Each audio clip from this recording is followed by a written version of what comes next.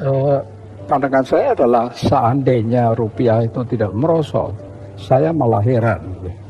Oleh karena itu, untuk langsung menjawab dulu sebelum membahas yang lain-lain, menurut pendapat saya rupiah ini akan merosot terus sampai tidak ada batasnya, kecuali kalau ada pimpinan nasional yang sangat kuat mengerti persoalan dan berani membalikkan itu. Nah, sekarang akan saya jelaskan secara padat untuk menjadi bahan diskusi.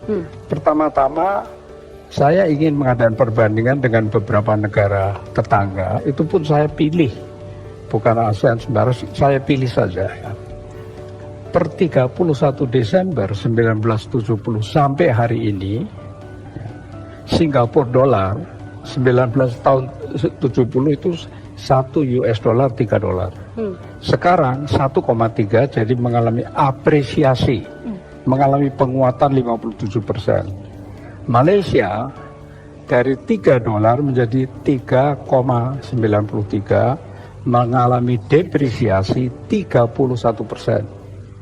Lalu Thailand dari 21 menjadi 31,86, mengalami depresiasi 52%.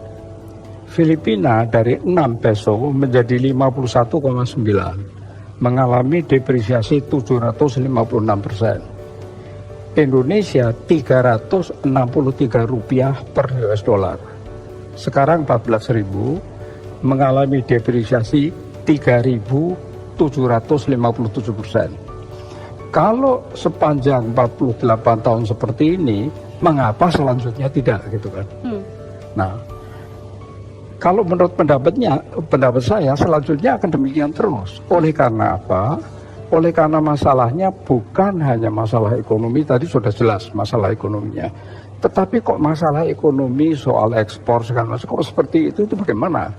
Apakah bangsa kita bodoh? Apakah kita tidak mempunyai elit yang bisa berpikir? Ataukah bagaimana sebetulnya? Nah, ini yang sempat saya pelajari, kecuali saya pelajari, saya sangat beruntung bersama dengan yang pernah di pemerintahan, karena selama saya di pemerintahan, apa yang saya pelajari sebelumnya itu saya hadapi sendiri. Saya hadapi sendiri bahwa Indonesia itu memang direkayasa, memang di-engineer oleh kekuatan asing untuk menjadi terpuruk, untuk menjadi bangkrut. Sekarang saya ingin mengutip beberapa hal yang ditulis oleh bukan orang sembarangan, Dr. Bradley Simpson, Direktur Arsip Nasional Amerika Serikat yang punya akses terhadap dokumen-dokumen otentik asli semua, ya.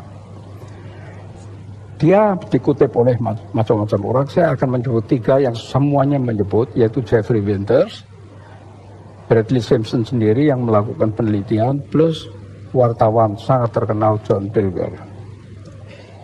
Sejak tahun 1967, bulan November 1967 diadakan konferensi di Jenewa, diprakarsai dan dibiayai oleh Time Life Corporation. Di sana delegasi Indonesia dipimpin oleh Pak Sultan Hamengkubuwono ke-9 dan Pak Adam Malik. Mereka adalah pimpinan yang tertinggi untuk kalau tidak mereka tidak mau bicara. Tetapi di bawahnya itu kan tim ekonomi, karena yang dibicarakan ekonomi itu lengkap sekali. Wijoyo, Didi Sastro, Muhammad Sabti, Subroto, Emerson, semuanya lengkap dan sudah menteri semua. Tetapi counterpartnya tidak ada menterinya. Counterpartnya itu Bank Dunia, IMF, Bank Pembangunan Asia, dan pengusaha-pengusaha besar raksasa di bawah pimpinan David Rockefeller. Nah, kemudian sebelum itu nanti saya ulas peran CIA. CIA mempunyai salah satu pemimpin wanita yang namanya, atau eksekutif wanita yang namanya Claudia Martin. Claudia Martin memberi perintah kepada John Perkins, seorang pegawai dari perusahaan swasta di Portland yang namanya perusahaan itu Main, MIN. Tapi itu cuma kedok. Dia adalah agen CIA yang diperintah oleh Claudia Martin untuk pergi ke Indonesia dan menciptakan proyek sangat besar dengan pembiayaan dengan utang. berikan justification atau pembenaran bahwa proyek itu sangat penting. Kalkulasikan untung yang sebesar-besarnya, bangkrutkan Indonesia setelah semua utang kembali kepada perusahaan-perusahaan Main, Bechtel, Halliburton, Stone and Webster, dan Brown and Root. Katakan bahwa proyek ini akan meningkatkan PDB tanpa peduli siapa yang menikmati. Katakan juga bahwa PDB bisa naik oleh satu proyek saja yang besar. Oleh karena definisinya memang demikian. Buat pengusaha yang terkait senang dengan memberikan komisi, imbalan lain, dan kenikmatan-kenikmatan lain, antara lain fallback position. Kalau kesulitan di Indonesia akan ditampung di IMF, World Bank, dan sudah ada buktinya kan. Ya. Nah kalau utang menjadi permanen dengan cari lubang tutup lubang, Indonesia akan menjadi target yang empuk kalau Amerika Serikat membutuhkan favors, termasuk basis-basis militer, suara PBB atau akses pada minyak dan sumber daya alam lainnya. Yang mengatakan ini semua bukan saya. Yang mengatakan ini John Perkins dalam bukunya The Confessions of an Economic Hitman, ditambah Brad Jensen segala macam. Maka kenyataannya apa? Kenyataannya sejak itu terjadi hal yang sangat aneh. Bagaimana ekonom-ekonom yang begitu hebat bisa melakukan hal-hal seperti ini sejak 67, ya. Utang itu tidak disebut loan, akan tetapi disebut bantuan, aid. Ya.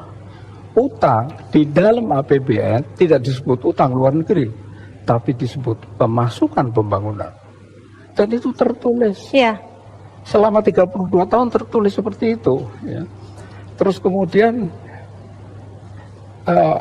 nanti saya, terus dalam konferensi Jenewa November 67 itu sudah semuanya sudah dihabisin. Kita bicara Freeport seolah-olah baru belakangan. Tapi dalam konferensi di November 1967 mereka mengatakan dalam 3 hari Indonesia sudah diambil alih oleh 5 kamar industri, jasa, dagang. Tapi yang penting-penting saya kemukakan, ketika itu Freeport sudah mendapat bukit di Papua Barat. Sebuah konsorsium Eropa mendapat nikel di Papua Barat.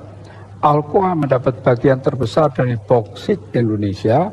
Sekelompok perusahaan-perusahaan Amerika, Jepang, dan Prancis mendapat hutan tropis di Sumatera, Papua Barat, dan Kalimantan. Nah, sekarang solusinya bagaimana? Kalau kita mau mencari solusi, kita mesti membedakan antara 2 hal, yaitu keunggulan itu ada 2. Keunggulan komparatif atau keunggulan kompetitif. Keunggulan kompetitif itu adalah kemampuan untuk berkompetisi ceteris paribus sama 2 negara, tapi yang satu lebih bisa. Kita tidak punya. Tadi sudah disebut, kita tidak punya itu sama sekali pada umumnya, tidak pernah punya. Dibuat sampai tidak punya, atau memang tidak mampu betul, saya tidak tahu. Tapi kalau kita melihat kondisi ini Pak Kwik yang sekarang ini terus menerus turun, kalau prediksi Pak Kwik yang juga sudah pernah menjadi Menko Equin dengan yang dilakukan pemerintah sampai saat ini, apakah itu sudah cukup untuk bisa membuat rupiah jangan terus turun lah, atau jangan-jangan dibikin terus turun supaya dapat keuntungan, uangnya bisa dipakai dana kampanye. Nah, ini muncul lagi begitu Pak Kwik. Tidak ada, itu urusan itu ada, tetapi kecil sekali. Jadi ini memang dibuat terus menerus seperti yang saya katakan tadi, supaya terjerat, supaya menjadi target, karena Indonesia ini besar dan kaya. Nah, sekarang tadi saya baru bicara mengenai komparatif dan kompetitif. Ya. Kompetitif tidak mampu, sebabnya perlu kita cari kenapa kok tidak mampu. Nah, kalau komparatif itu karena tidak ada usaha manusia.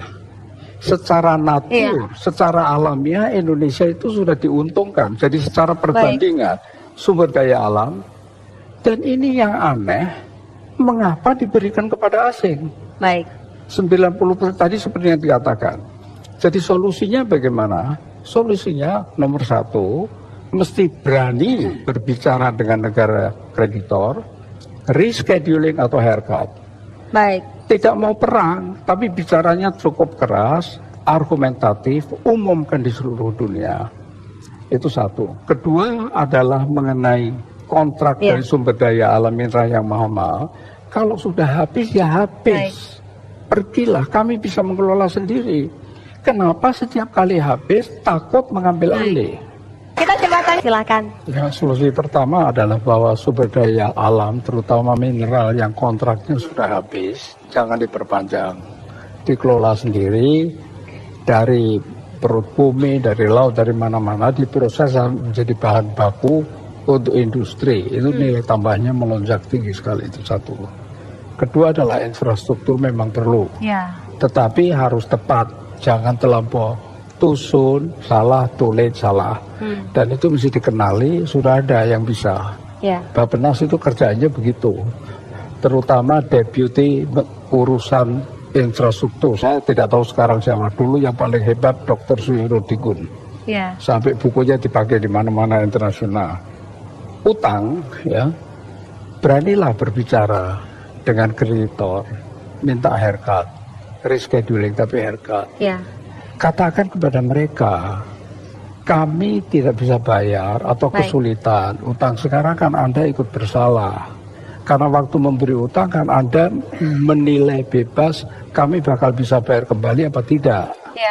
Nah, memang motifnya politik macam-macam, kita pura-pura nggak tahu, kita bicara soal itu. Kan ini pernah dijalankan di Paris Club dan ternyata berhasil. Lalu kemudian tadi mengenai kelemahan diri sendiri, kritik itu bukan sekedar kritik, akan tetapi kita perlu melihat secara sangat real kelemahan kita itu apa. Kan kita kenal sekali yang sangat terkenal disebut SWOT analysis. SWOT analysis, B-nya itu weakness, harus kita kenali. Kemudian soal rating, kita jangan takabur dengan rating. Siapa PricewaterhouseCoopers, siapa Bloomberg berani-berani merating kita? Bagaimana seorang kantor akuntan publik, PricewaterhouseCoopers bisa menilai Menteri Keuangan terbaik di dunia? Mereka kerjanya cuma nyontrengin angka. Menteri Keuangan ada kebijakan moneter yang luas sekali dengan fiskal. Nah itu jangan dipercaya lah yang begitu. Nah kemudian mengenai BBM, banyak sekali dibicarakan, tapi tidak pernah ada satu yang berbicara minyak mentah yang ada di bawah perut bumi itu mesti dibayar apa enggak? Lah kalau mesti dibayar, yang membayar siapa dan dengan harga berapa? Kalau itu diperhitungkan, walaupun sudah net importer, ya kan kita masih punya. Totalnya pemasukan uang dan pengeluaran uang itu plus apa minus. Tetapi sampai saat ini tolong Pak sekarang. Singkat Pak Kwik. Minta tolong siapapun, Pak Yonan, Pak Archandra yang jago-jago, satu lembar kertas harga pokok 1 liter bensin berapa dengan perinciannya, nggak pernah bisa, nggak pernah keluar. Nah, terakhir adalah mengenai ukuran-ukuran jangan dirubah. Dulu debt service ratio 20% bahaya. Setelah melewati dibuang, diganti persentase dari PDB. Nanti kalau persentase dari PDB dilewati ganti lagi.